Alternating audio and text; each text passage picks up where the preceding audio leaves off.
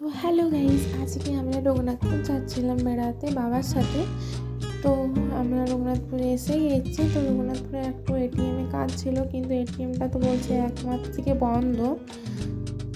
তো তারপরে আমি মোমো খেয়ে নিয়ে মল গিয়েছিলাম। তো এটা মেন সেকশনের সেকেন্ড ফ্লোরে আমাদের আছে, মানে তো এখানে দেখেছিলাম কুর্তি বাগেরা জিন্স সেকশন।